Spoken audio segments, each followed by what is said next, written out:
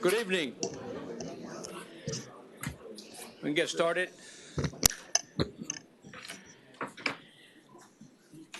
Good evening, buenas noches. My name is Justo Rey with Islander Media. We publish the Islander News in the daily Key West newsletter. It is our absolute pleasure to co-host this event along with the Key Biscayne Chamber of Commerce. First, I would like to take a second to thank Executive Director Tatiana Kilketti, I got it right, and Marketing Manager Christine Wing for all the hard work. I'd also like to thank the village staff for all the support and the help. We could not have done this without them. To say we're excited about the opportunity to get these three candidates together will be an understatement. We hope our residents find the information and vision they're about to hear helpful in making their decisions. Whether you vote by mail, early voting, which starts Monday the 8th, or at the polls in August 23rd. Our moderator this evening, a few words about him, Steve Mull. Steve is Vice Provost Emeritus at FIU's Biscayne Bay campus and Associate Professor at the Chaplin School of Hospitality and Tourism Management. When we were searching for a moderator, I reached out to a friend of mine who was connected to FIU and said, so started talking and asking for names. He said, it would be great if you can get Steve Mull. There he is. This is kind of odd here, but Steve came to FIU as a transfer student from Penn State. We know that he's smart, leaving the cold to come here. He earned his Bachelor of Science in Hotel and Motel Management and subsequently earned a Master's of Science in Hotel and Food Service Management. Over his time at FIU, Steve has served as a fundraiser, the Dalai Lama Committee, and as an MC for several university events, and also as a live auctioneer for the United Way live auction that they do. But what really impressed me about Steve was when he told me that he successfully interviewed Larry King, the master interviewer. So that put a little bit of. Steve, thank you for being here and taking time. Thank you so much. I'd like to now invite Rabbi Caroline from the Key Biscayne Chabad to lead us in the invocation. Rabbi?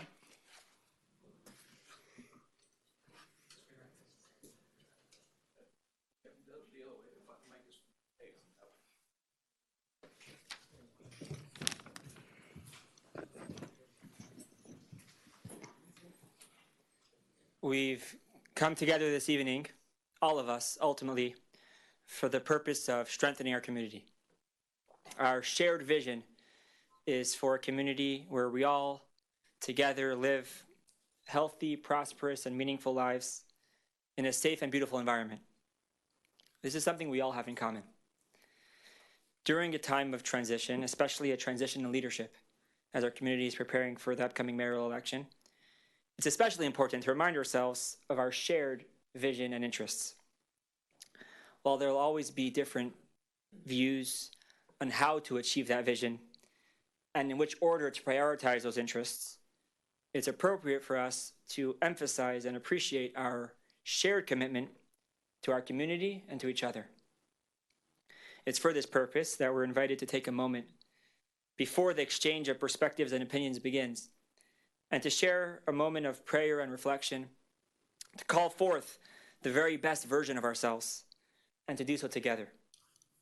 The Talmud, in a section called Pirkei Avot, has a passage where it describes 4 qualities: wisdom, strength, wealth, and honor, giving a new insight and a deeper definition of each of them. First, and I'll say it in Hebrew, but I'll translate, Eizehu chacham halomed mikol adam. Who is truly wise? One who learns from every person. Wisdom is not knowing a lot. It's knowing how to listen, how to learn from others. It's not having the best opinions, but having the skills and the humility to hear somebody else's opinion. Second, Eizehu gibor hakovesh es yitzro. Who is truly mighty? One who controls their own impulses. While strength and power are often associated with controlling others, the strongest people are those who have true control over themselves. Third, Eizehu asher hasameach bechelko. Who is truly wealthy? one who is happy with their portion. Gratitude makes someone far richer than any amount of possessions ever will or even can. Finally, Ezehu mechubad hamechabed es habrios. Who is truly honored? One who honors others. Putting others down can be a quick way to be acknowledged, but to be truly respected means to earn people's trust. And that can only be accomplished by truly respecting others, even one's adversaries, by lifting others up, and by speaking positively about everyone. With this in mind, please join me in prayer to the Almighty God that our community be blessed to live in true harmony, to celebrate our differences and the wholesome community they create. May we be blessed with the wisdom to learn from every person and appreciate their unique qualities, experiences, and points of view. May we be blessed with the strength to face and overcome our own weaknesses and shortcomings. May we be blessed with the wealth of being grateful and appreciating the countless blessings we experience each day. And may we be blessed with the honor of honoring others, with enough confidence in our own message that we can respect someone else's message, and with the honor and trust that this brings. And may our community be blessed to achieve our shared vision of building a beautiful community where we live together in peace, harmony, and friendship. And let us say, Amen. Amen. Stay standing for the Pledge of Allegiance. Officer Nieves, please.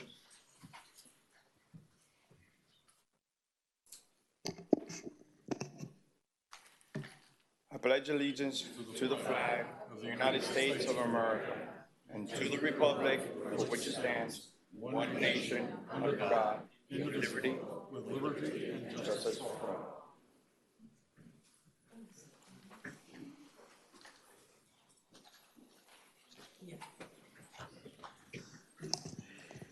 Good evening, everybody. Lovely to see a full house here. My name is Tatiana Chiocchetti, Executive Director of the Key Biscayne Chamber of Commerce. So thank you very much for joining us this evening for the Village of Key Biscayne's 2022 Mayoral Primary Debate. Co-hosted by Islander News. Thank you, Hooster, for all your work you've done with this, and the Key Biscayne Chamber. So I am delighted to welcome and introduce our three very strong candidates for the position of mayor in alphabetical order: Fausto Gomez, Katie Petros, and Joe Roscoe. I would also like to introduce our timekeeper, Fernanda Garcia. Thank you, Fernanda, an Islander News intern and a rising senior at Mast Academy. And while on the subject of time, I would like the audience to please refrain from applause and/or reaction during the debate in order to respect the time allotted for candidate responses and rebuttals. And on that note, if everybody can turn their phones down or put them on the silent, that would be really wonderful as well. Now I will turn it over to our evening's debate moderator, Stephen Mull, who will go over the rules of engagement for the candidates. Thank you again, and thank you, Stephen, for accepting to do this position. Thank you very much. Have a great evening. Thank you. Thank you so much. This evening's rules of engagement were agreed upon before the evening by all of our candidates. I, as the moderator, will pose questions on a list of topics that were given to the candidates. So, ladies and gentlemen, there are no gotcha questions tonight. They know what's coming. The questions to be asked of all candidates are on issues impacting Key Biscayne and deemed most important. These were determined by the Key Biscayne Chamber of Commerce and the Islander News staff upon feedback from the community. They have prepared a list of questions from the topics listed below, which could include, we might not get to some of them, undergrounding of utilities, the Rickenbacker Causeway, privatization effort, Key Biscayne representation on the causeway, cyclists, the Bearcut Bridge, your relationship with Miami-Dade County and the city of Miami, proposed 2022-23 fiscal year village budget and millage tax rate, traffic issues, police and safety, stormwater management and flooding, infrastructure investment, relationships with the Miami-Dade County Public School District, civility in local government, and beach renourishment and beach quality. The rules of engagement are as follows. Each candidate will have a 2-minute opening statement. The order was predetermined by a draw with our candidates. Each candidate will have 2 minutes for a response. A 1-minute rebuttal if they so choose. Commentary from each candidate. Candidates' closing statements will be 3 minutes long each.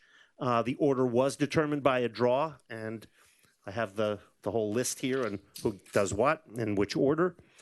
And the duration of the debate will be somewhere between 90 and 120 minutes. So let's begin. Ladies and gentlemen, here we go. The first opening statement will be done by Katie Petros. Good evening, everyone. I'd like to start by thanking the Islander News and the Key Biscayne Chamber of Commerce for hosting this event, and for all of you taking time out of your busy schedules to come and listen to us tonight. I'd also like to thank the rabbi who I thought set an incredible tone for the evening, and I hope all of you agree. I've lived on this island for 30 years. I live in a house right now, but I also own a condominium. My husband and I have raised 3 kids and 2 dogs on this island. My youngest is a senior at Mast Academy. I have a BS degree and an MBA. My experience professionally includes the healthcare industry. It includes a research institute, managing a law office in a building, as well as most recently, I am a financial analyst for a startup company. Some of the highlights of my volunteer experience include numerous times being a team mom, a room mom. I also took the role of a school president, a parent association president, as well as a school board member for a private school. Most recently, I served on your council from 2016 to 2020. While on council, I successfully took the lead on many issues that centered on climate-friendly practices, community areas, government accountability, and fiscal responsibility. I worked well with every council member, and I worked with everyone that's currently sitting there. I have demonstrated I'm a person who takes pride in studying issues. 30 seconds. Studying issues completely, working with everyone, and listening, not only to the fellow council members, but to the residents, those who agreed with my position or opposed it. I'm running for mayor because I care. I care about this island. I care about the people who live here, and I care about getting things done right and paying attention to the little things as much as the big things. I hope you enjoy the evening. Thank you so much. Our next opening statement will be done by Mr. Fausto Gomez. Good, thank you. Good evening, Key Biscayne. My name is Fausto Gomez, and I'm running to be your mayor. I want to first thank the Islander News and the Chamber of Commerce for providing us this opportunity, and to recognize my fellow candidates here on the dais. My wife, Alina, and I have owned property in Key Biscayne for 21 years, and we have enjoyed life here. I'm a proud husband, father, and grandfather. I was born in Cuba and raised by my mother and grandmother. I'm a graduate of FIU and give back by sponsoring a permanent scholarship in the political sciences. At 18, I began my professional career in the mayor's office of the city of Miami. From there, I was recruited to head the government affairs efforts of FIU, helping to make it the university it is today. After FIU, I opened my own government relations firm and successfully operated it for 38 years. During that period, I represented Key Biscayne and brought to our community over $15 million and significant policy victories. I'm running because I love Key Biscayne, pure and simple. I am clear break from the past, the personalities and policies of the past, and have the skills to effectively meet the challenges of today and the future. My approach is more seasoned and experienced. It's time to turn the page. The village charter gives a unique responsibility to the mayor. Its essence is to serve as the 30 face seconds. of our community, and my career provides a perfect template and statewide network to assure Key Biscayne needs are met. From the Rickenbacker to resiliency and from fiscal discipline to meeting external threats, we need a mayor that assures that Key Biscayne is respected and not viewed merely as an afterthought. I look forward to exploring the issues this evening, but wanted to give you a sense of who I am and what I believe in. And let me close by saying this, and I'll be glad to give up some time. I'll be glad to give up a minute for rebuttal because I think it's important that we talk about what's happening in the community with regards to all this negative advertising and things like that that's coming out. We'll be getting to that later, yes. Okay. Thank you. Thank you. Thank you so much. And finally, Mr. Joe Roscoe. Good evening. I'm Joe Roscoe, and I'm running for mayor because our village needs a leader with experience that you can trust. I'm going to focus now on the 5 areas that I want to approach as your mayor. And number 1, I want to advance Key Biscayne's interest in the redesign of the Rickenbacker and the rebuilding of the Bearcut Bridge. Number 2, I want to implement infrastructure projects that will mitigate flooding, that will protect our shorelines and upgrade our stormwater systems. Number 3, I want to improve our internal traffic flow, especially things on Crandon Boulevard. Number 4, I want to expand our community policing programs. I want to see the presence of police officers more on the streets. And number 5, I want to work with the superintendent and the school principals to ensure that our 2 public schools are among the highest performing schools in South Florida. So you may ask, why am I equipped to tackle these issues? Well, the simple answer is because I've done it, and I've done it before, and I've done it on Key Biscayne. I'm a founding member of the Villages Incorporation in 1991. I served on the first village council, and that council was one that purchased the land for the village green, that created our independent fire and police departments. And then in 1998, I served as mayor. And the leadership that I provided at that time helped build the 3 important buildings that are the fire station, the police station, and the community center. Over the past 30 years, I built great relationships of trust and respect at the city, at the county, at the state and federal levels. And on a personal level, I'm a 44-year resident of Key Biscayne. I'm happily married to Anna for 44 years. Time. Together, we have 3 children and 6 grandchildren. I have 4 decades of public service to this community, and I have experience that you can trust. I'm Joe Roscoe, and I humbly ask for your vote.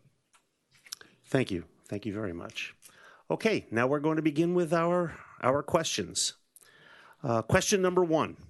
At a June budget workshop, Village Administration presented a new $38 million budget that included an estimated $15.8 million for capital improvement projects for the new fiscal year that starts this October 1st. Then, just this past Tuesday, the council set the millage rate for property taxes, which currently stands at 3.19, to a cap of 3.2884. So the question is, if you were on the council, would you have voted to approve the increase on the millage rate instead of the rollback? And if not, which areas of the budget would you suggest exploring to reduce the resulting shortfall from the administration's spending plan? So this question will first go to Mr. Gomez. Answer, no. Simple. I do not believe that we need a 13% tax increase in this community. We have seen Miami-Dade County lower its taxes or propose to lower its taxes. We've seen the city of Miami propose to lower its taxes. I do not believe that we need a 13% tax increase. Now, let me go specifically. You need to layer, what is that 13% layered? We have a program of $60,000 that appears not necessary.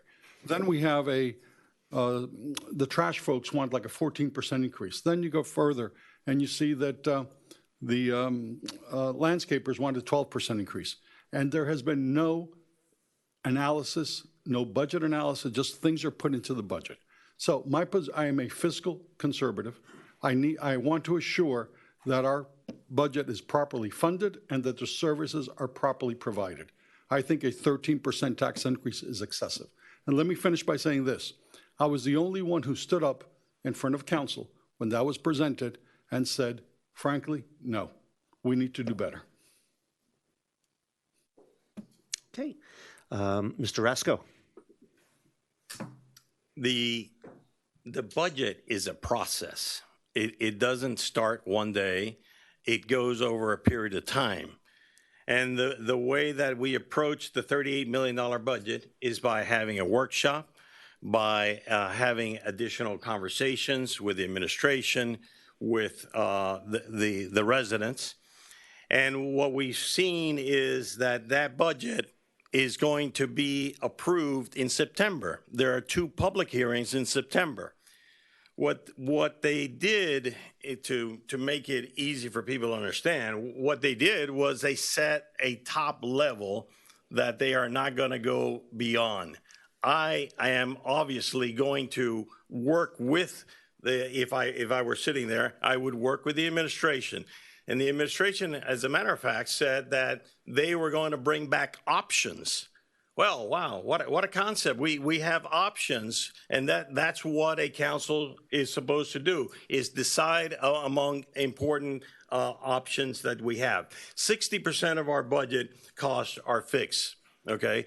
So I definitely see that if I were sitting on there, I would definitely urge all of our members of the council to lower the millage rate. I think there's room. Why do I think there's room? Because there are things like the community 30 seconds. that like the community center that we can shift those costs to another year, and that's added to the tune of about $1 million. I see us going below the present millage rate, which is 3.199. And by the way, the numbers aren't, the revenue number isn't fixed by us, it's fixed by the property appraiser. So we have the job of fixing the millage. And I think that if I were sitting in that council, I would fix it so that we would go considerably down from the 3.199 that we have. Thank you. Mrs. Petros. Well, thank you both for going first, because I don't have to repeat those things. I would state, first of all, people don't realize the rollback rate is actually set at 2.899, which I found out today, because our property values went up. So that's even lower than the 3.19 that we're currently at. And Mr. Roscoe here is absolutely correct. What the council did on Tuesday night was set a maximum to give themselves flexibility, and that's important when you look at these things. When I looked at the budget, there are things I would cut, and my goal would be to keep the tax rate at least at what it was last year. The areas that I thought could be looked at, and again, the village manager himself said, this is soup to nuts. We can cut things. This is not everything. And we need to look at this deeper, and everybody needs to take a closer eye. So I would absolutely hold the line on existing contracts. It was mentioned that a lot of our contractors want a raise, but that's why we have contracts. And I would hold firm on that, and I think that's really important. And that was actually built into the budget, was an increase for these people that already have a contract.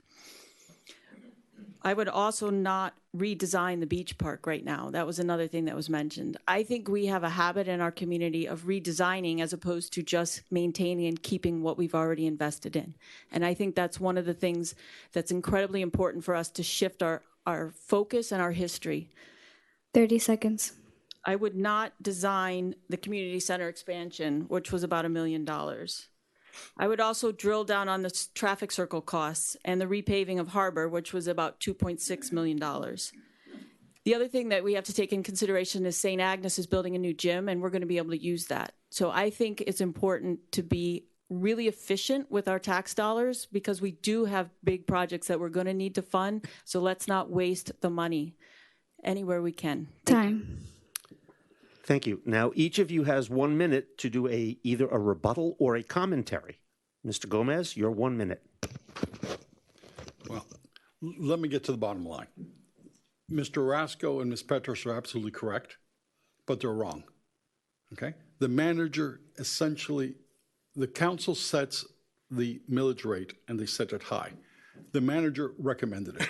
Frankly, it is a signal to the community of a lack of respect to try to take more money out of our pockets when that is not necessary. Okay? We are not looking to cut services. We're looking to cut essentially add-on 30 seconds. To the existing services. And that is crucially to be understood. Their people are suffering throughout the United States, and in this community, inflation is high. We should not be having a budget increase of that nature. Okay, thank you. Mr. Rasco? We're not having a budget increase because the budget has not been set. The millage rate hasn't been set. it is the job of the administrator to work with the budget. It is the job of this council to give and to provide direction. And that's what the council has been doing, providing direction. What are the needs that we have in the community? And can we fulfill those needs with the revenues that we have? 30 seconds. It is important that we elect people that we can trust. And this is what we have to do. We have to elect people that we can trust so that they can sit here and work with everyone in the community to arrive at and to look at what those needs are. And based on those needs is determine the right budget. For example, the Ask Club was here. This is something that I think is important, and we should raise it. We should raise their budget a little bit, but there are other areas where we can cut. Is it time? Yes, thank you. Thank you. Okay, Mrs. Petros.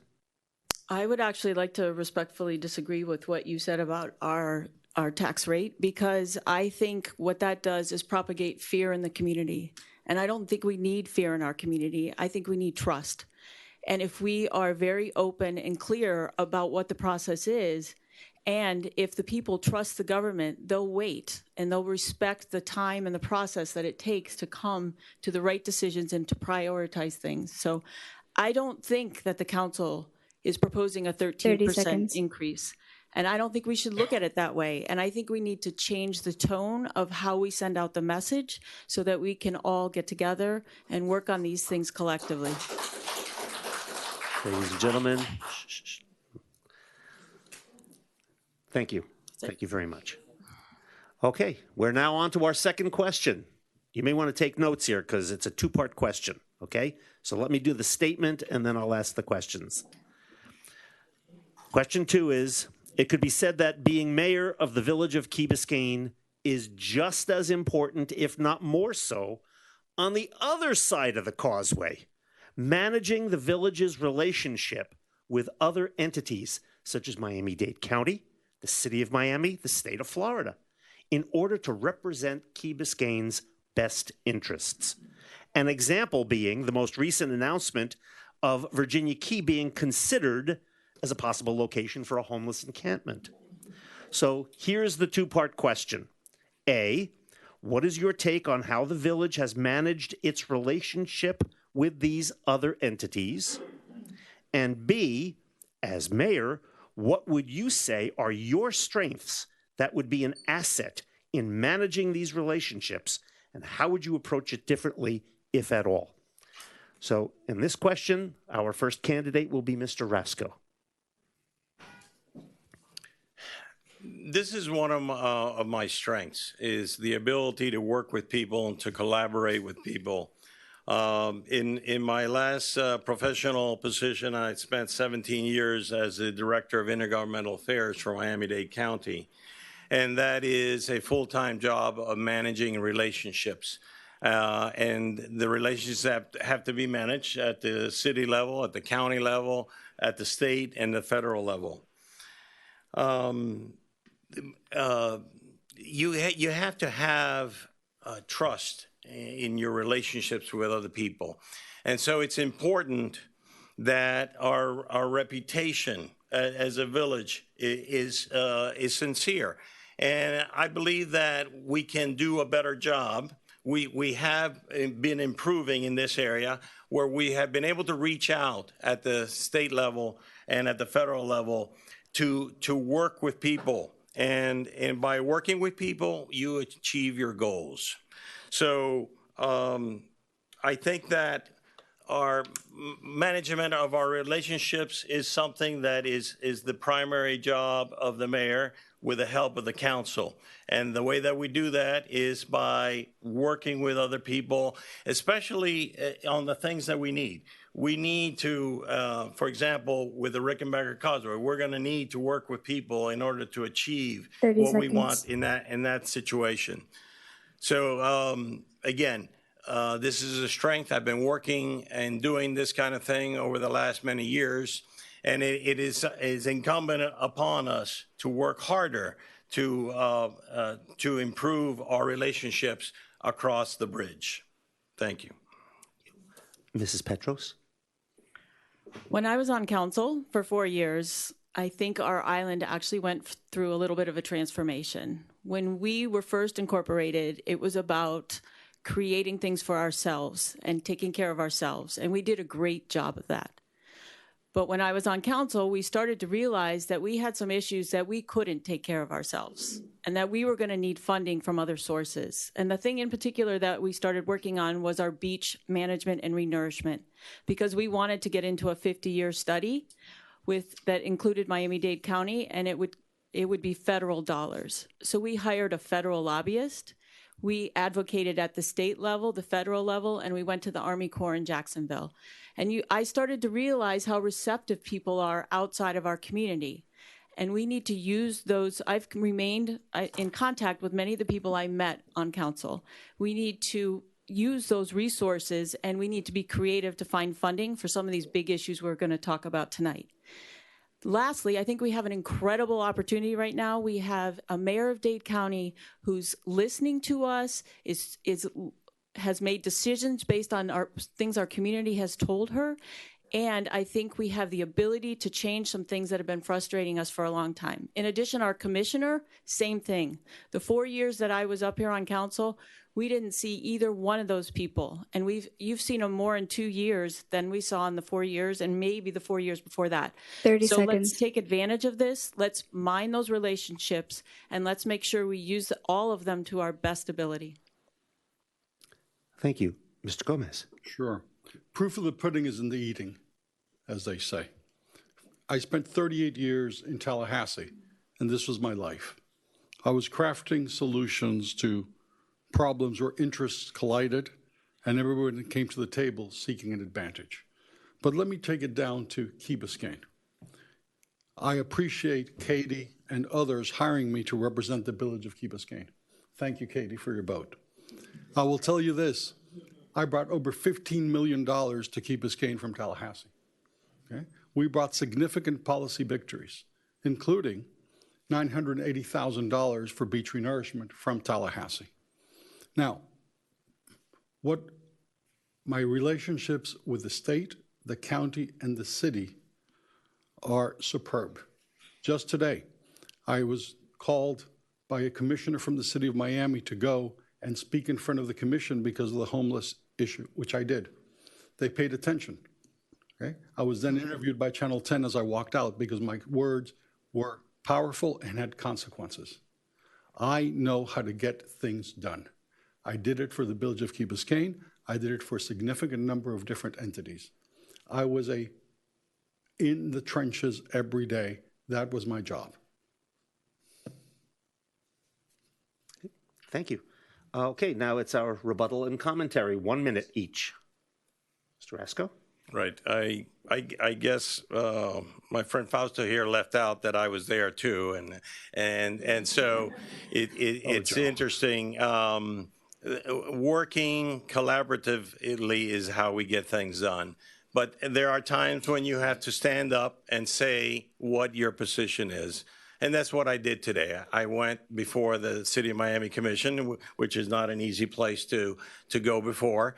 And I said that I was opposed, that it wasn't the right seconds. place to put this encampment, that it wasn't the right place for the people that are being thought about putting there, but it also wasn't the right place for all the stakeholders that are in the city and us, especially us, the Key Biscayne residents. So yes, it's important to be able to stand up and say what you mean when you need to say it, and that's what I did today. And I was also interviewed by the same people that Fausto was interviewed. Thank you. Mrs. Petros? I think all of us will sit up here and tell you how we're going to get the job done, and we have the right contacts. I think it's up to you to determine who you think is really going to be able to deliver on that.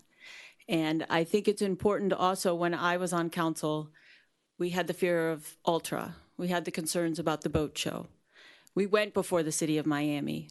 We stood and we advocated for our community, and we will continue to do things like that as representatives of this community. I'm not entirely sure the city of Miami is ever a receptive listener to what we have to say. I really think that our battles are going to be best fought at the county level, and the county actually has the authority over the city for some of these issues. And I think if we are respectful and we work together, we're going to get more out of that. Thank you. Mr. Gomez? Sure. So, Joe, you're absolutely right, and I'm sorry that I didn't say you were there. But the fact of life is, Joe, that you are the chairman of the Virginia Key Advisory Board. That is the entity that essentially should know what's going to happen in Virginia Key, and you did not. If you have such great relationships, how come you were kept in the dark? And frankly, Commissioner Carollo in September of last year signaled publicly that he was going to put that there. To the best of my knowledge, I've checked the agendas. That was never brought up. That was never discussed. 30 seconds. So I understand your great relationships. I understand your great relations. I understand you're standing before the commission today. But when the rubber hit the road, where were you? Okay, thank you. Okay, we're going to go on to question number 3. This also has multiple questions, so if you want to take notes. This particular question is the largest of all of them, so each candidate is going to have 3 minutes to discuss, not 2. And the question, or the issue is, you could argue that very few topics stir as much emotion at the present time than the Rickenbacker Causeway. Last year, the village was successful in getting the county to rescind the P3 privatization project, Plan Z. But the city of Miami wants the county to bring back the P3. There are several intertwined issues here, and we're going to give you 3 minutes each to present your vision of the future for the Rickenbacker Causeway and your stance on, and here are the 4 issues: privatization of the causeway, the Bearcut Bridge replacement, Key Biscayne's representation or role in dealing with the many issues on the causeway, and cyclists. Okay. Katie, you're up first on this one. Thanks. All right. First of all, the privatization of the Rickenbacker, I am not in favor of that. I think right now with the infrastructure bill that passed at the federal level, I think we have an opportunity to try to keep this in private hands. I think it's better served to the public if it stays as a public entity. In addition to that, I think that we need to work obviously with the county and the city, those are the stakeholders here, to come up with a plan that will fund this, and whether we jointly pay for a federal lobbyist to go forth and secure some dollars, secure funding at the federal level, that might be one of the options. We also need to determine what is the stake the state has in this. At the end of our road here, we have a state park. I don't think we've ever actually gone up and asked them to help deal with this issue.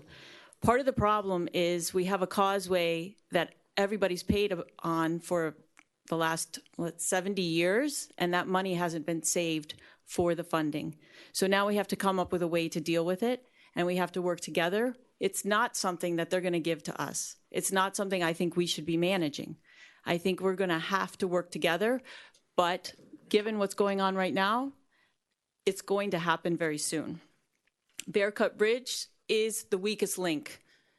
They did a renovation of it in 2013. They said it would last 20 years. They're supposed to start rebuilding that in 2027. There is no funding set aside for that. We are the only community in all of Dade County that actually has to pay to get to and from our homes. Yes, Venetian Causeway has a toll, but you could actually use a free road on the north and the south to get to your home. This is compelling. We need to use that reason to help us, again, have weight with the county. What is our role? Again, these are our homes, but we need to be respectful. We have a role as a government to work, and then we also have residents that can voice their opinions, and we can work together and collectively, and we may not be saying the same things, and that may end up with a good result. I actually think that's what happened last fall, is that the residents had the power of the voice, and then I felt like the government was able to go and rationally present the concerns of the community, and I think that's really effective. 30 seconds. Lastly, the cyclists. I myself have been a cyclist. I've been a victim of a hit and run on the causeway. I understand the issues. One of the things that never seems to be really highlighted is that because we have a bike lane, those pelotons aren't even really allowed to be out there. And I commend our county mayor right now for disrupting the norm. And I think we have an opportunity to either restrict the use of cyclists to a bike lane. Time. Or other things. I'll get back to that. Thank you. Fausto, you're up. Yeah. The Rickenbacker Causeway is a driveway to our homes, and its privatization would be an existential threat to our way of life and our property values. Simple. It has morphed from being a transportation corridor into a cycling park. Just drive it if you don't believe me. We have multiple speed limits, targeted enforcement of motorists, and lack of enforcement of state law requiring cyclists to ride in the bicycle lane. To be clear, Miami-Dade County does not want to own or know how to manage the Rickenbacker Causeway. The last 3 mayors of Miami-Dade County have sought to privatize it or simply give it away. Having a seat at the table is not enough, Katie. Our voices can and have been drowned out by other players. In order to protect our community, we need to change the governance model of the Rickenbacker Causeway. So what am I proposing? I am proposing that the Miami-Dade Expressway Authority take over the Rickenbacker. That was considered in 1994 by the Miami-Dade County Commission, and Mayor Alvarez proposed to give the Rickenbacker to the Miami-Dade Expressway Authority when he was mayor. I am also proposing that the MDX Board of Directors be expanded to include the mayor of Key Biscayne and the mayor of the city of Miami. So let me tell you why this is important. MDX has bonding authority and possess an expressway toll revenue that can be utilized to fix the Bearcut Bridge and make grade separation between motorists and cyclists. By serving on its 7-member board of directors, Key Biscayne would be at the forefront of setting transportation policy countywide. We would not have a seat at the table. We would partially own the table. I spent my career working in the transportation field. Working with our community, I know how we can get this done. This is a key reason I am running for mayor. And Katie, in response to the state park, as you know, when I was your lobbyist for the village of Key Biscayne, we passed a law that the state can fund a local road if it's the only way in and out of a state park. That is why we were able to secure over $5 million to fix 30 seconds. Crandon Boulevard. As a matter of fact, what I did was I looked at statutes and I saw that there was an opportunity to just amend statute because it said if there's only way in and out of a state prison, the state could fund it. I simply put or a state park. So yes, that money is available, but the MDX dollars are also available and we could get it done now. Thank you. Joe? So the privatization of the Rickenbacker is not the answer. And some of these convoluted other options are also not the answer. I will prioritize the safety and the comfort of our Key Biscayne residents to use this causeway. And that means that we're going to have to face that we have to work with Miami-Dade County. If we don't want to face that, then, okay, then I don't know where you're going to go. But certainly, something that we've already talked about is the importance of going after infrastructure dollars at the federal level, something that I know how to do very well.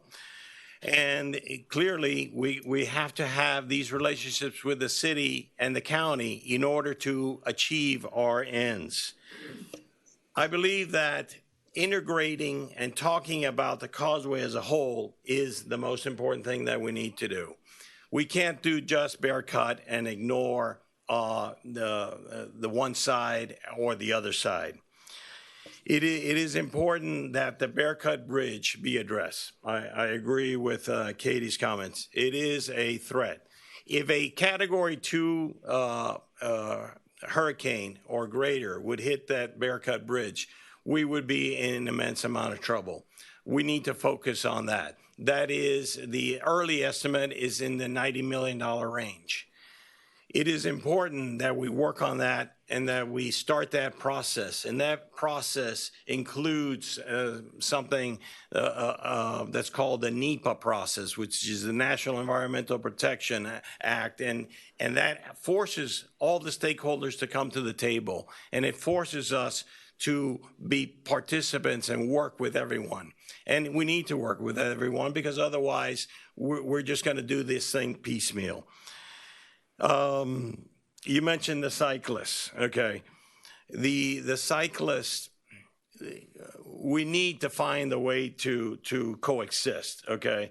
We have obviously a lot of bad blood, some of it well-deserved. The cyclists can be difficult, but we need to find a way to coexist.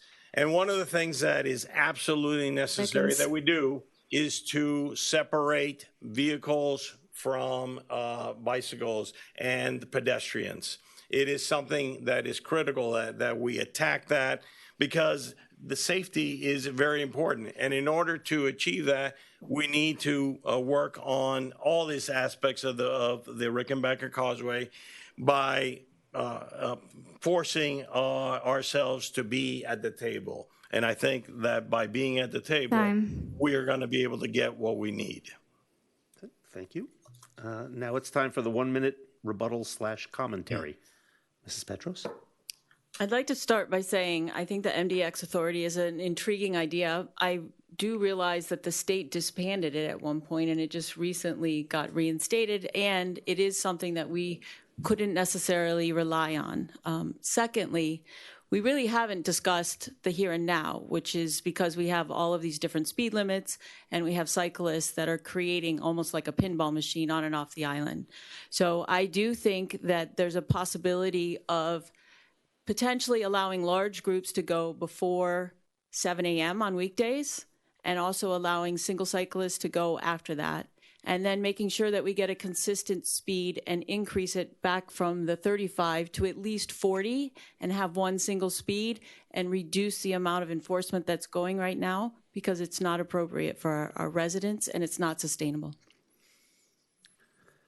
Thank you. Mr. Gomez? Sure. Thank you. So the word convoluted is interesting. I found both of their answers convoluted. Mine is clear, crisp, actionable, and doable. Okay? My MDX is part of Miami-Dade County. It is an agency of Miami-Dade County. The Board of MDX, actually the Board of MDX, the chairman of the Miami-Dade County Commission is the chairman of the Board of MDX. So if we're talking about cooperation, we can cooperate with MDX. 30 seconds. I have spoken to MDX. They're willing to take over the Rickenbacker. They're willing to fund it. They have the money to do it. We can fix the Bearcut Bridge. If we are able to do something now, what are we talking about convoluted going to D.C.? Well, the money's there now. They're willing to do it now. It simply requires the will. Thank you. Mr. Rasco? The money is not there now. Let's be serious, okay? MDX is embroiled, as Katie mentioned, in incredible amounts of difficulties and fights that include the governor, that include lots of issues, local and state. It is not the proper time to try to come up with an MDX solution. And by the way, I guess, Fausto was forever their lobbyist, and maybe he should have brought these solutions to us before, but it doesn't seem that they're available now. We need to work with Miami-Dade County. We've got the relationship with the mayor. Commissioner Regalado has really gone to bat for us, and we need to continue to work with her. She has been wonderful to work with in this regard. We're gonna solve this. We're gonna start solving it. It's not gonna be done overnight. Okay, Time. so we'll need to have a lot of cooperation for a long time. Thank you. Okay, we're on to question number 4. This past school year, many issues surfaced at the K through 8 center, with residents imploring the village council and administration to intercede. This highlighted the relationship the village has with the Miami-Dade County Public School District. As mayor, how would you see that relationship being managed and your role in that process? The question first will begin with Mr. Gomez. Thank you. We had a crisis in our K-8 school recently. The leadership apparently was not appropriate. Parents were kept out of participating in the school. Programs for special needs children were not provided. There were concerns about the safety of our children. The village of Key Biscayne, the K-8 school is at the heart of the village. It is who we are. It is essential for the education of our children and our property values, and frankly, it is essential of who we are as a community. Now, I think it's incumbent upon the mayor and council to take a leading role with the Miami-Dade County School Board to demand educational excellence at the K-8 as well as Mast Academy. Right? So if I was mayor, what would I do? I would have biannual meetings with the superintendent and bring that individual to Village Hall so that we can explore jointly the problems and opportunities that the K-8 presents. But, you know, a meeting is one thing. Having an action plan, having an agenda, and having goals and how are we going to meet them and what are the resources to meet them is completely different. And that's what I would do. Biannual meetings with him, with our school board member, and frankly, with our principal needs to be involved. But let me tell you something. The school is the heart of Key Biscayne. It is essential for the education of our children. It is essential for our property values. It is essential to define who we are as a community. Thank you. Mr. Rasco? Yes. We need to return to what we once had. We cannot accept anything short of an A+ K-8 center and a great Mast Academy. All three of my children attended our K-8 center, and until some recent troubles, it had been excellent. And what I did is I didn't wait. I started working on this problem with the administration right away. I jumped right into it. I didn't wait till I was mayor. I wanted to try to solve the problem.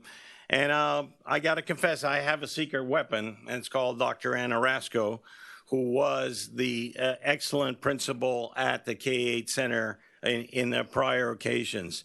And working together with the PTA, with the moms, well, we definitely spearheaded an effort working also with the village government to try to solve this situation.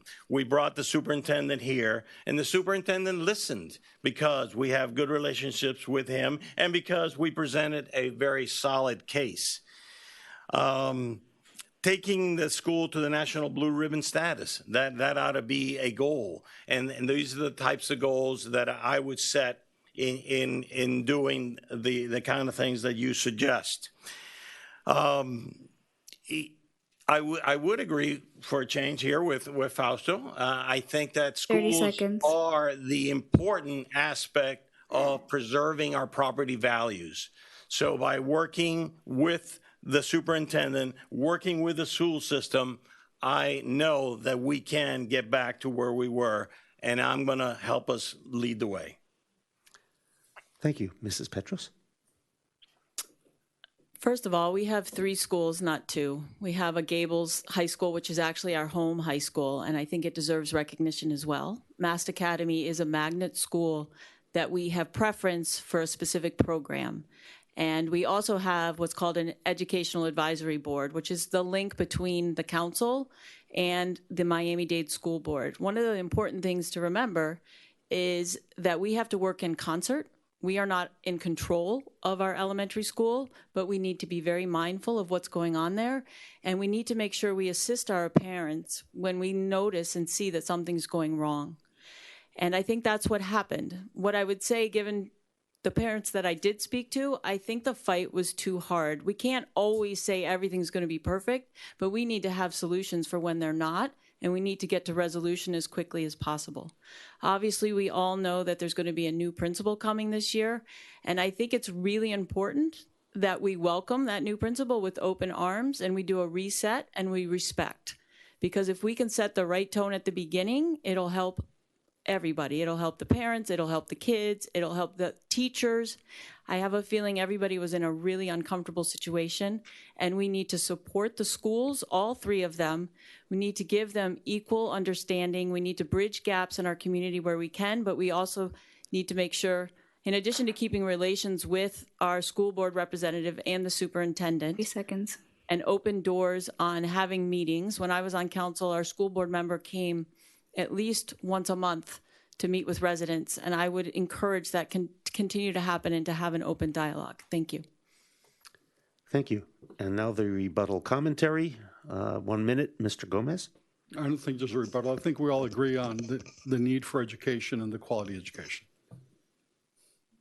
I just want to add one thing. The innovative aspect of what we did with Master Academy by funding it, and that was done by the council, and I think they did a great job in that, so that our students wouldn't have to go as far if they chose to use Master Academy here locally.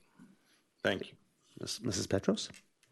No, we'll just keep doing the best we can. I think our kids are the heart and soul of the community, and they're our future generation, and we always need to make sure we take care of them. Okay, thank you. Okay, question number 5. Stormwater management. This past Tuesday, the council approved spending some $500,000 on 2 studies to start the planning process, starting with the K-8 basin and potentially expanding system-wide. What is your position on the village investing in infrastructure projects, including stormwater management and undergrounding of power lines? If you could, how would you prioritize this investment and the financing of the same? So this question starts with Mr. Rasko. Great. I was here on Tuesday night, and on Tuesday night, the council passed a resolution authorizing the manager to start going forward with the design of the K-8 basin area. For you that may not know, the K-8 basin area is an area that is very low-lying and it floods often. And so they've taken this area, which is basically our K-8 Center School and that neighborhood around it. And what we're going to do is we're going to work with the engineering company, and that engineering company is going to develop what is going to be 30% plans. That will allow us and give us the ability to figure out what costs are going to come forward. And this K-8 basin area is kind of like our pilot. It's our pilot program to try to figure out what our costs are going to be to do some of this stormwater drainage. This is undergrounding of utilities.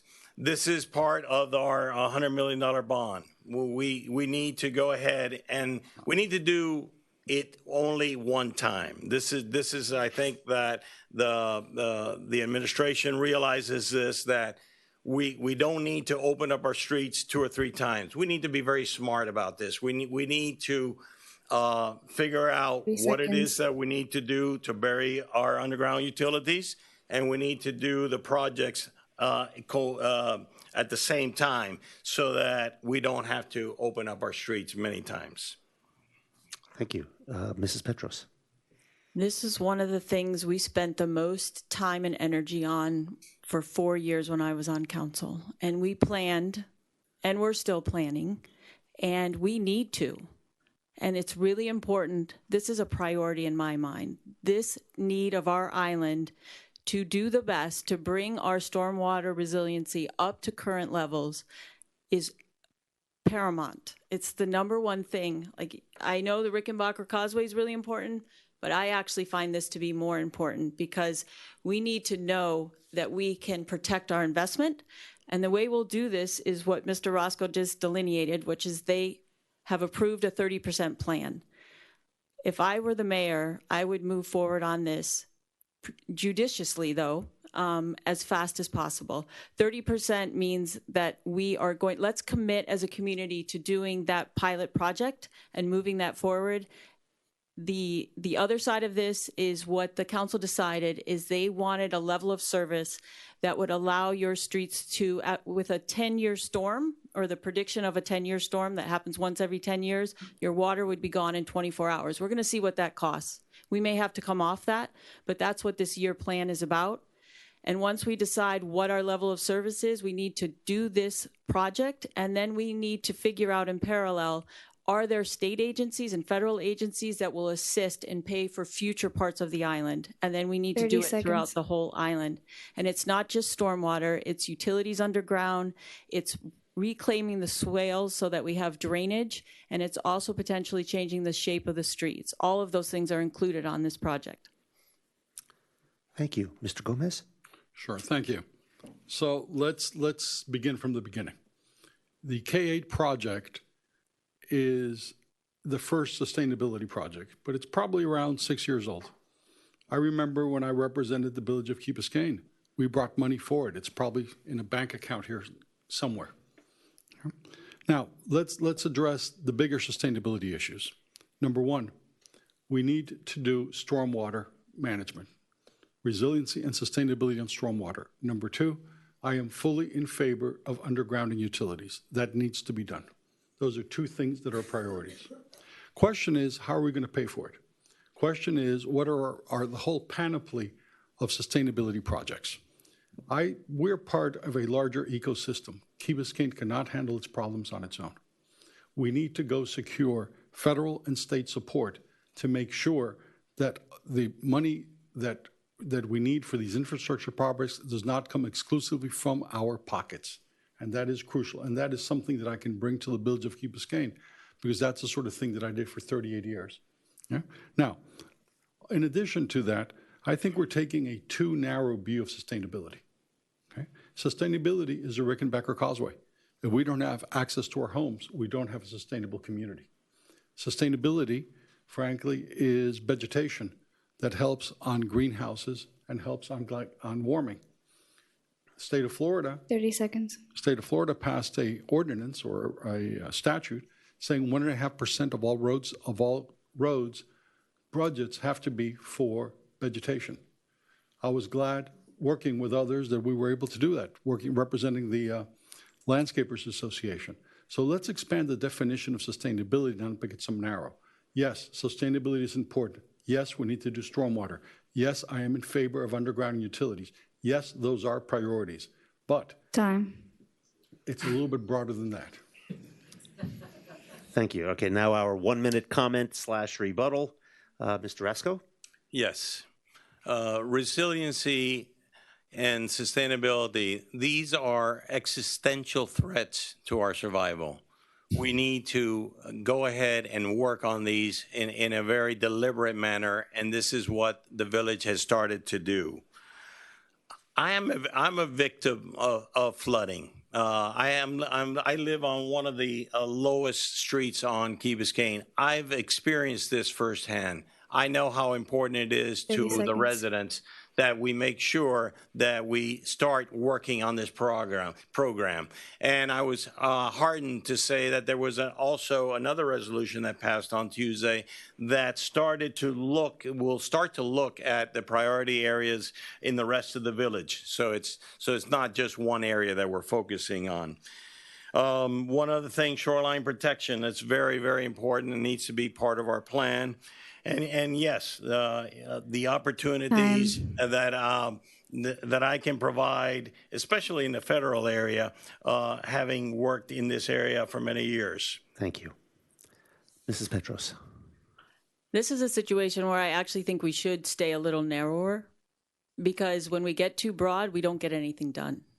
And we need to deal with the water and the utilities. And if we can push those two things forward in our community and do it in a cost-effective way, going out and finding as many different options of sharing the costs. One of the benefits of the GO bond that we passed, which we haven't drawn down on yet at all, is that there are other agencies willing to cost share with us, is my understanding. And that's really important. So I think we need to be a little bit narrower in what we're thinking about with sustainability, and then we can approach the other things that are important, but let's get these things done that we've been talking about for 20 years now.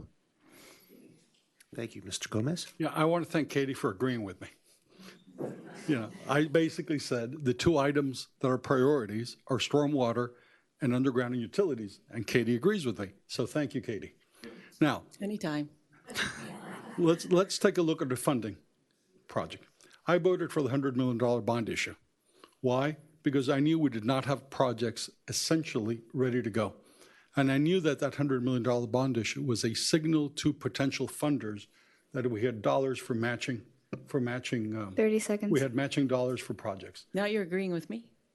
No, actually, we had never discussed it. So that $100 million is important.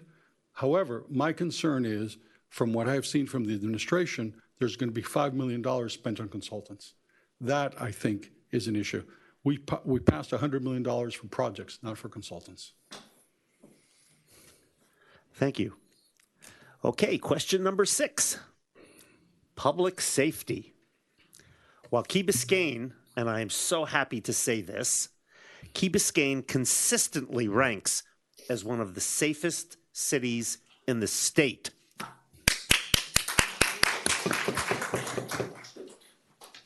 What is your vision for effectively maintaining and improving public safety here in Key Biscayne?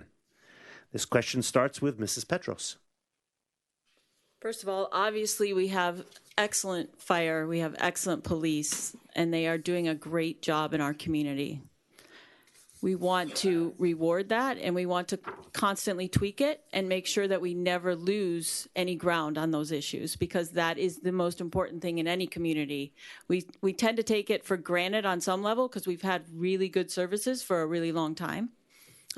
As far as how would I tweak it, I think some of the initiatives that are happening right now, the increase in police presence on bikes and on our streets is really important, particularly at a time when people are afraid of police in general. We don't need to have that on this island.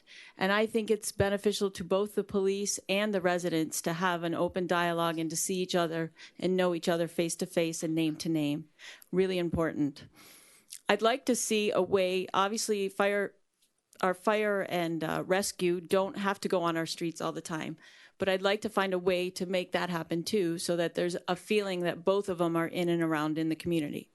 The other important thing is we as residents, we need to be diligent with our safety on our property and in our cars to help from inviting people to come and have opportunity crimes, which seems to have spiked recently. So we need to partner with our first responders and with our police to make sure that we also do our part in keeping our community safe. So I think that's really important. That's it. Thank you. Mr. Gomez. Yeah, thank you. So we have 38 sworn officers on the force. I understand that the chief wants 2 more sworn officers. We'll take it to 40. So if you read my plan for the village of Key Biscayne, my vision, I had a conversation with the chief. And basically what we need is more visibility. We are a very safe community, but we need more police visibility patrolling the neighborhoods. We need community policing, and I agree with Ed London. There's a lack of presence in our neighborhoods, and we should welcome the services of auxiliary police officers. What are auxiliary police officers? They are certified police officers that carry a badge and carry a gun, and in order to maintain their certification, they need to volunteer from 4 to 6 hours a week. And by doing that, we can put those officers to patrol our neighborhoods at essentially no cost to us except for a golf cart, a uniform, and obviously insurance coverage. Now, when I had my conversation with the chief, he was intrigued by the idea, and he said, well, my issue is that we are a accredited agency. But I will tell you who else has this. Coral Gables has it, they're accredited. Boca Raton has it, they're accredited. Clearwater has it, they're accredited. My question is, why can't we bring auxiliary police officers at little or no cost to the village and have them patrol our neighborhoods? That's one issue. Second issue is, when we're talking about the first responders, I am extremely pleased that the people that you trust, which are the first responders, fire, have endorsed me for mayor. And I'm looking at issues of the firefighters with the council previously, Katie, when you served on it, and where there was discussion about ending pension guarantees for them and cost of living freezes and outsourcing the fire department with 45 days notice. I will tell you this, I am not in favor of outsourcing our fire department. Thank you. Mr. Resco? Yes, on the question. I want to compliment our new police chief. I think he's taking us in the right direction. One of my areas of focus is going to be community policing and strengthening the numbers of officers out on the street. I think the officers need to get to know the residents, and that's an area that we can always work on. And one of the things that we should be talking about is some types of youth programming, because obviously the areas that maybe where we need to shore up would be in that area. Having youth programming that will get the police officers to interact with our youth. I think that that's vital that we do that. And then the conversations just changed to why one of my opponents wants to get the endorsement of a union. So I got to say that I'm disappointed in that. It really is not something that has happened in Key Biscayne. It's something that usually happens in cities like the city of Miami. It serves to divide us, and I'm extremely disappointed that a candidate would go after an endorsement like that. I didn't go after the endorsement. I wasn't offered the endorsement.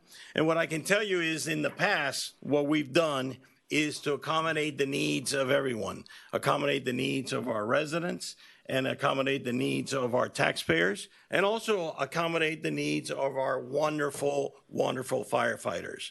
And our firefighters is something that I've been fighting since the beginning, for the last 30 years.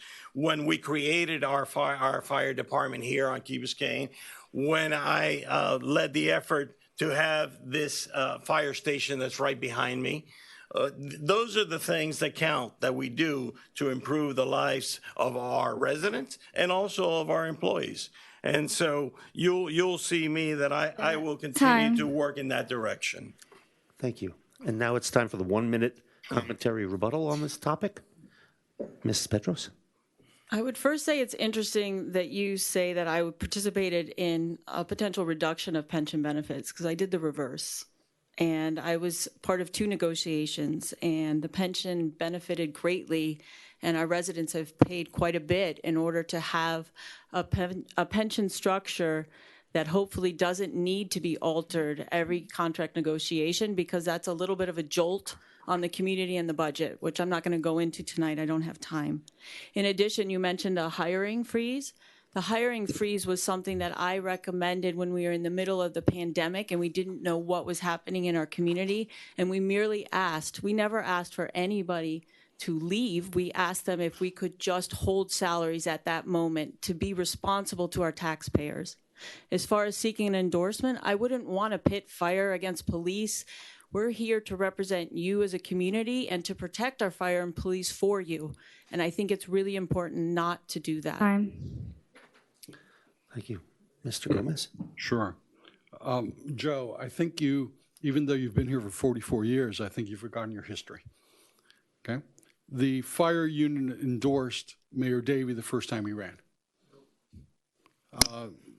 I understand also that the fire union stood up and held signs for you, Katie, and for you, Mr. Moss. So, you know, it really, well, obviously you need to speak to them because that's what they represent. Well, you may need to ask. 30 seconds. I think it's my time. Okay. So let's focus on this. And Joe, I also think you've forgotten your history. And I really want to get into this later. So here's a report from Miami-Dade County dated October 29, 2009. And Joe, let me quote from it. when Miami-Dade County was trying to take our fire department away. And I was the one who stood up and killed it. Okay? Time. You were quoted as saying, excuse me, I think it's important. You were quoted as saying, Excuse me. Your time is up, sir.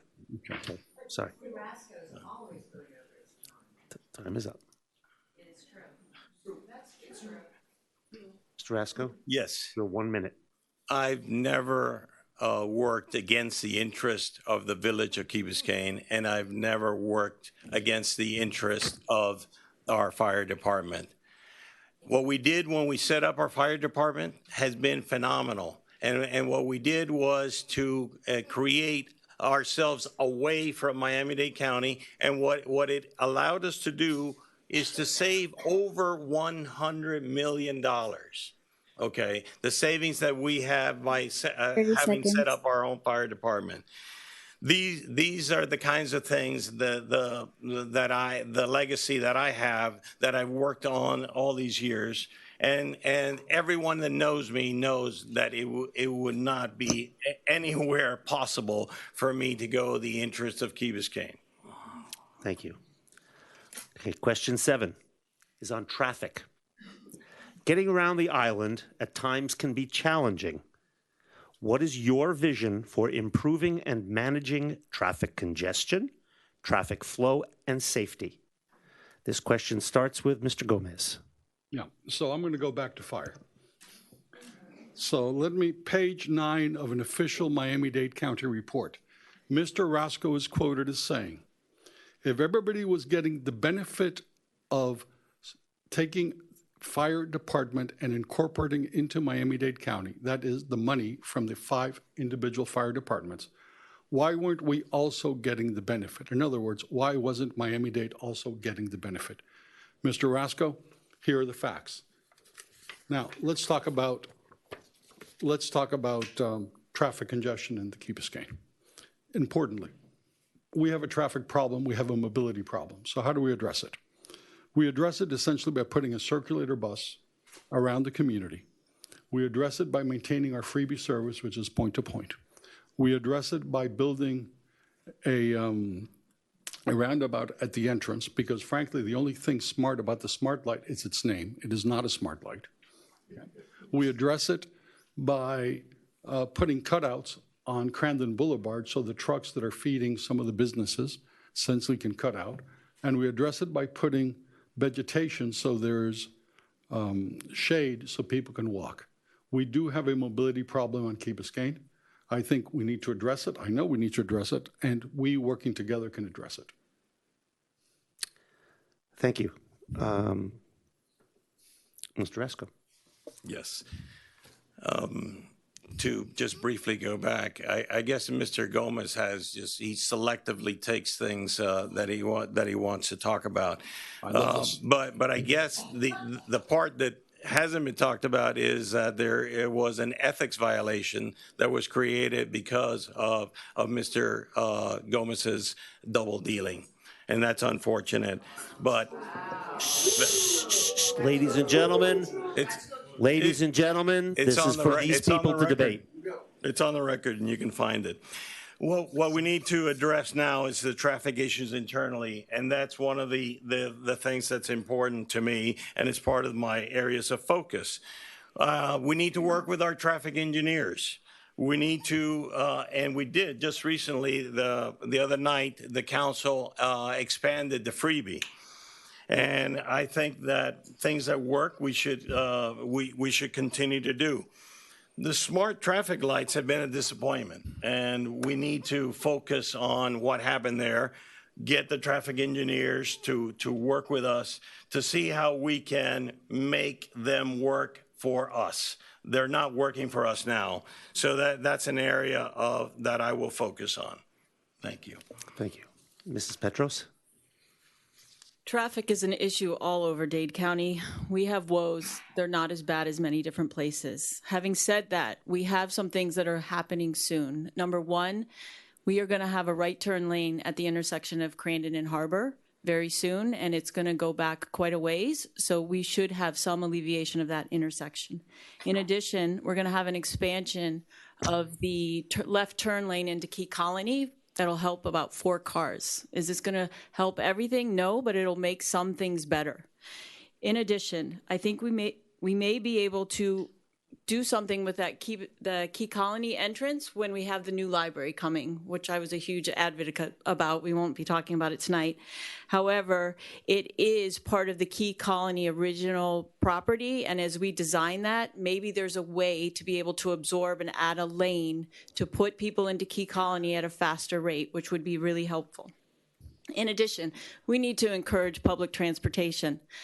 We really thought the idea of a circulator was a good idea when I was on council, and we had 2 freebies doing that. Unfortunately, the ridership was very low. The county actually allowed us to switch it to on-demand because our community seems to be using on-demand much more than a circulator. Maybe that'll change. Maybe we need to look at it again. But right now, the addition of the extra freebie is a huge win. I also think we need to find a way to get our kids to and from school with mass transportation and try to find a way to get the parents out of driving their kids individually. I drive my son to Mast. It's unsafe and it's inefficient. So we need to come up with a better solution for that too, and that'll help all of our traffic woes. Thank you. Now the 1-minute commentary rebuttal. Mr. Gomez? Sure, thank you. So, again, let's go back to fire. So Joe, yes, I had an ethics complaint filed against me because I protected and preserved the Key Biscayne Fire Department. I am proud of that, extremely proud of that. As a matter of fact, Joe, for close to 20 years, you signed my contract so that I could represent Miami-Dade County. Obviously, We all make mistakes. 30 seconds. Okay. Obviously, I must have been very good. Now, let's be frank, Joe. You turned your back on Key Biscayne. You turned your back on Key Biscayne. And what for? For a paycheck, frankly. Okay? You should not have done that, Joe. Okay? You're now saying, I want to represent Key Biscayne, and you turned your back on your community. Mr. Rasko? Thank you. It is ludicrous to think that Joe Rasko has ever turned his back on Key Biscayne. Okay. From the very incorporation for 4 decades of selfless public service to this community. I've never taken a penny from anybody here on Key Biscayne, okay? So try something else because that's not working. You're taking $50,000 in contributions. This is his time. Ooh. Oh, so 30 seconds. So it comes this way: is only rich people should run for office because that way you don't take any contribution. That argument won't fly. I'm ready for my close when you're ready. Mrs. Petros? I'd like to ask both of you to just go back to the issues at large here. I think our community's better than this. Let's do that, okay? 3 other things that I would like to suggest about traffic is, first of all, I'd like the community to think about only having 1 day of trash pickup and 1 day of recycling. That would take these trucks off our roads 2 days a week, which would be helpful. Potentially having landscaping on specific days so we don't have to go around landscaping vans every single day. And lastly, having a conversation with the county about the light sequencing on the weekends and after hours between Mast Academy and the Virginia Key Light by Rosensteel. I find myself sitting there all the time. I think we can, those are easy wins. Let's do it. Thank you. We have one last question before we get to our your final statements. And this is in regard to civility in local government.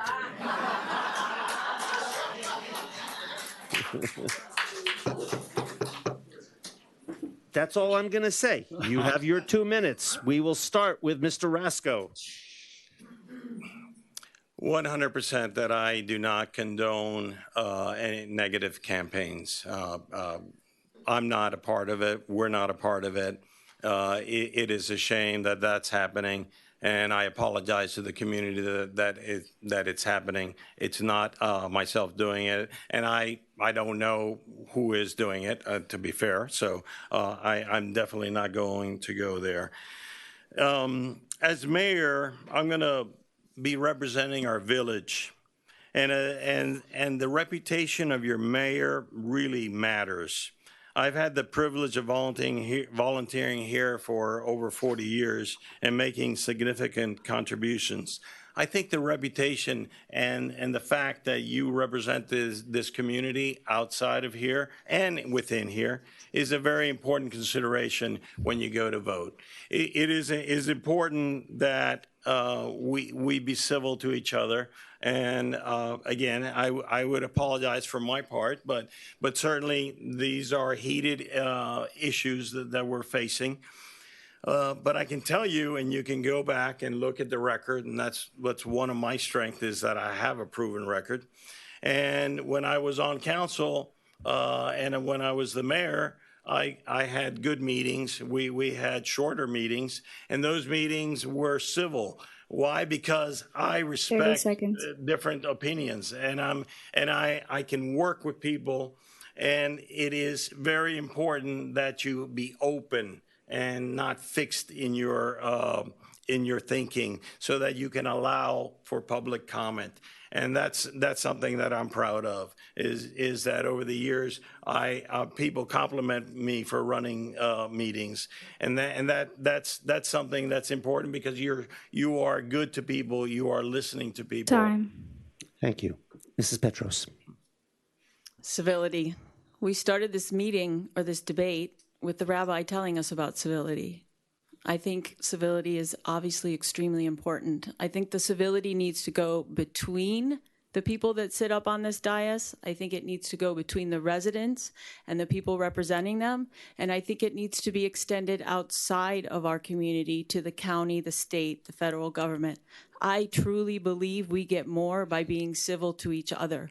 I think this is something that's eroded in our community a little bit, and I'd like to see it stop. It's very important. So let's come together as a community to solve our issues together. That's all I have to say. Yeah.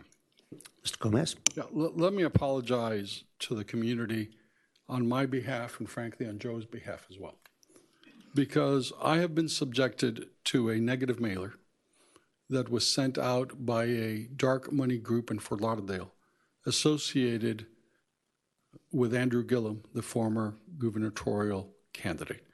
Joe, I understand, has been subjected to 2 mailers from a group supposedly based in Key Biscayne. And then today, a form was sent out that appears to be a fake form, because I checked it, putting my name on it. Somebody obviously is doing that. That is not who we are as a community, okay? That is not who we are. Frankly, Joe, I feel for you that you got those 2 mailers. You shouldn't have gotten them. Frankly, I don't think I deserved the mailer that I got. Everything in my campaign has my name on it, and I'm funding my campaign. I think that's very important. But let's move forward on other things. Respect and civility is between our government, residents, and our neighbors. We need to promote a service culture on our village of Key Biscayne. If we call a department, many times a call is not answered. That's a lack of respect to our citizens. Many times a call is not returned. That is a lack of respect to our citizens. I will also promote a street-by-street 30 seconds. initiative to identify and correct infrastructure deficiencies in our community. We have spent a significant sum on this island, and we need to preserve it. I agree with Katie when she said that we need to preserve our current infrastructure. And frankly, I'm going to have a program called Get Me the Mayor, which is very simple. Right now, neither the mayor nor council have regular office hours. Indeed, their office is a museum, okay? I will sit at Village Hall 1 day a week, and I will listen to people who come in for Key Biscayne on any time, on any matter, so we can address it. That is what I call respect to the community, and I think that's a little bit lacking right now.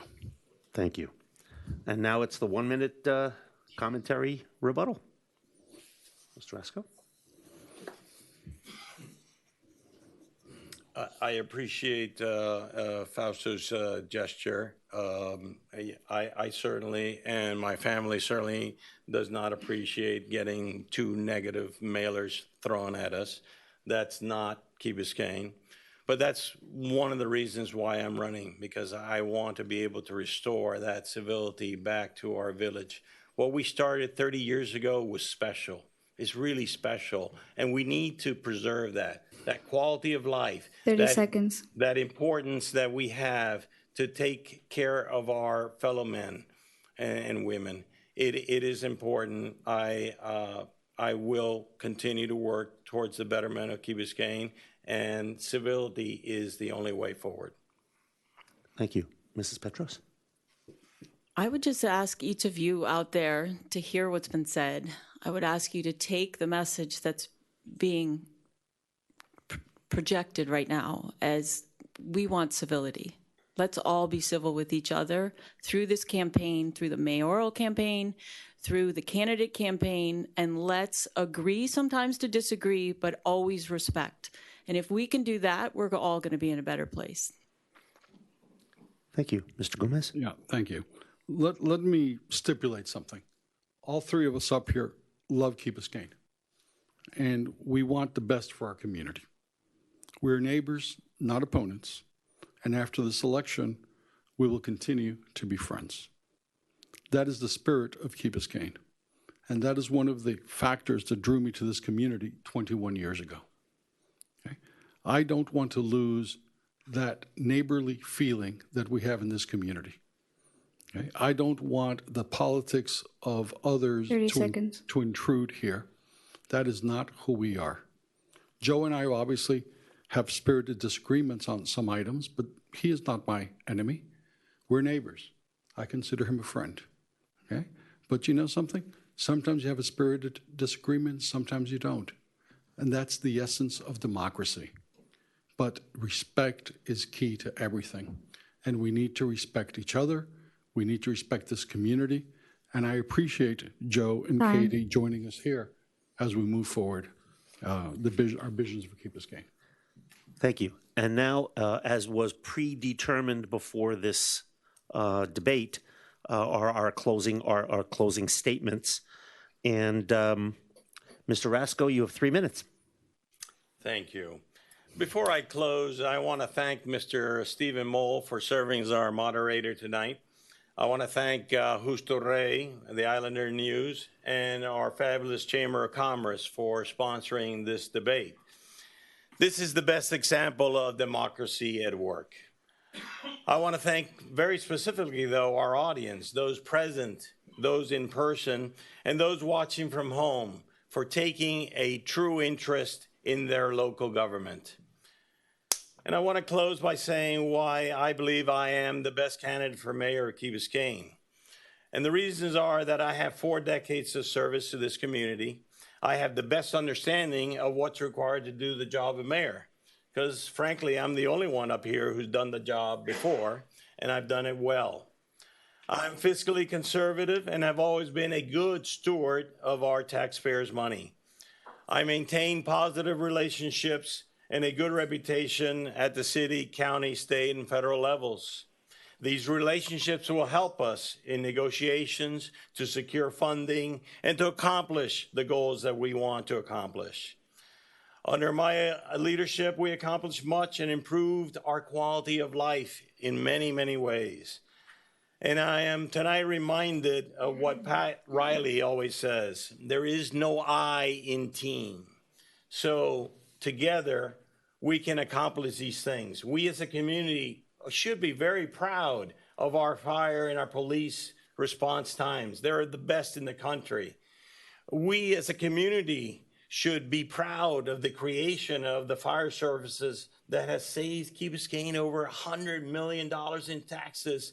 And this is something that we've done over 30 years. And none of this was easy. Anybody tells you it was, they're wrong. It wasn't easy. There was a lot of opposition to many of the things that we accomplished. There was opposition to the Village Green, if you can think about that. There was a lot of opposition to establishing our own fire and police departments. And there was opposition when I was mayor trying to put this exact building that we're sitting in and the other two, the community center and the police department. There was opposition. But as mayor, I was able to build consensus. I was able to lead effectively. I was able to foster respect and look for the common good. In the coming years, our village government is going to have to make some difficult decisions about infrastructure investments. And who is it that you want at the helm to make these decisions? That's the question before you. I have 4 decades of ethical leadership, both on and off Key Biscayne. I'm ready and able to serve this community once again. I'm Joe Rasco, and I humbly ask for your vote on August 23rd. Thank you, Mr. Rasco. Mr. Gomez. Yeah, thank you. I want to thank the residents of Key Biscayne for participating in this debate. I would also like to recognize my colleagues here on the dais for joining us this evening. You heard each of us state our positions and our vision. You also heard that my approach is a bit different, a more seasoned, mature, and experienced approach. That I provided concise and concrete answers to the questions and the challenges facing us. I spent my professional life crafting solutions to difficult problems, those where interests collide and everyone came to the table seeking advantage.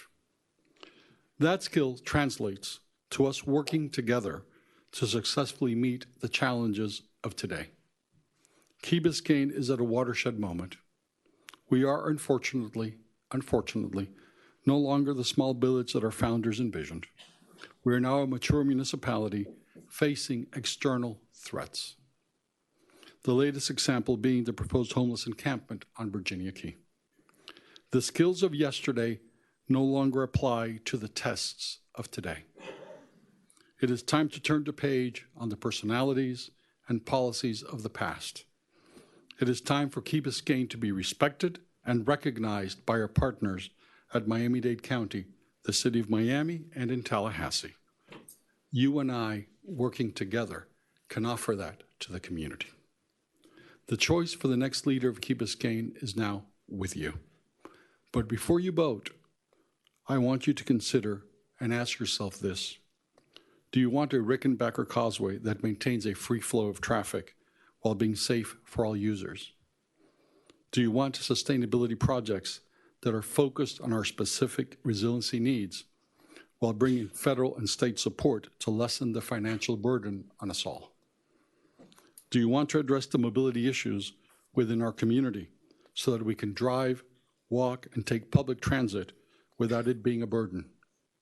Do you want to heal the divisions in our community and have each of our neighbors be respected, appreciated, and welcomed in all our deliberations? Welcomed in all our deliberations.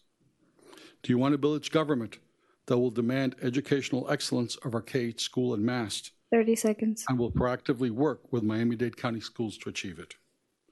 Do you want a village government that recognizes the needs of our elder neighbors and takes steps so that they can enjoy their golden years in the community they love? Do you want a mayor that is transparent, accessible to all, and whose only interest is you and the welfare of Key Biscayne? And finally, do you want a mayor who is self-funding his campaign and is unbought and unbossed? If you answer yes to those questions, then I am your mayor. I humbly ask for your support. Please vote for me by punching number 137 on the ballot. Thank you. Mrs. Petros.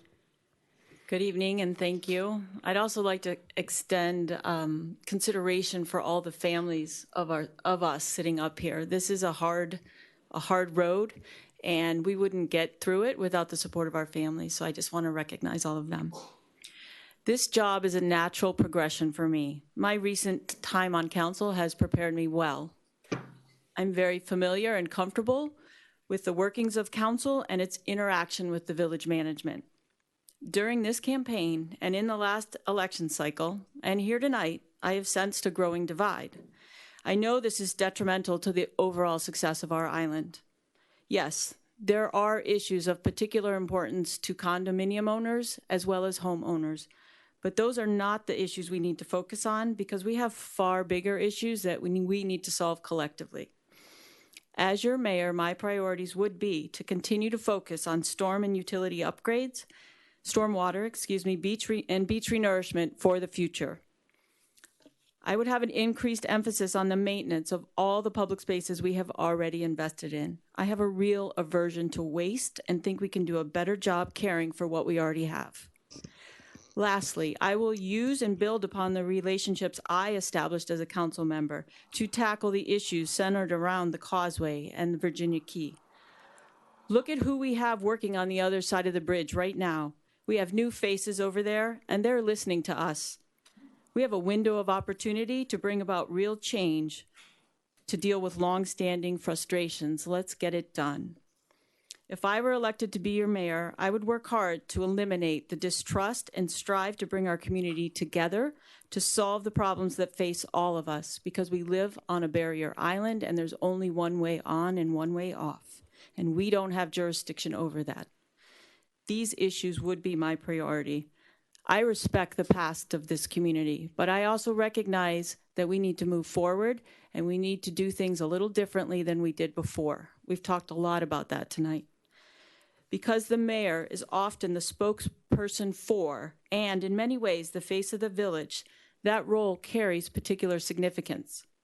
The person who will speak for you and on your behalf is an important choice. You don't have to guess about me. You've all observed my demeanor on council and here tonight. You need to be aware that nice does not mean weak, and cooperation does not mean capitulation. If you know me, you're well aware I don't back down from any confrontation, nor do I give up on getting what I believe is right. I demonstrated this on council, and I'll bring those traits to another level as mayor. Most of all, I'm excited to be considered for this position. This island is a jewel, and I feel more fortunate every year to live here.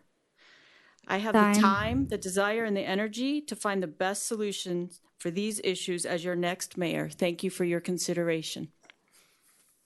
Thank you.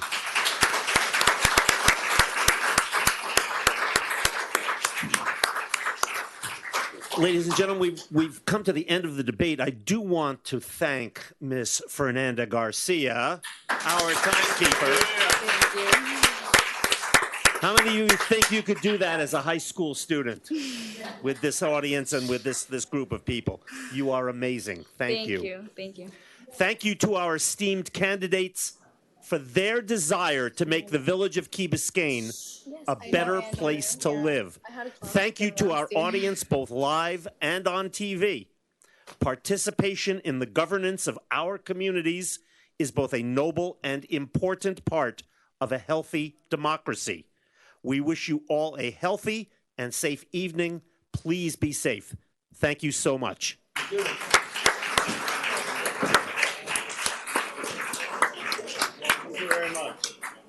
you.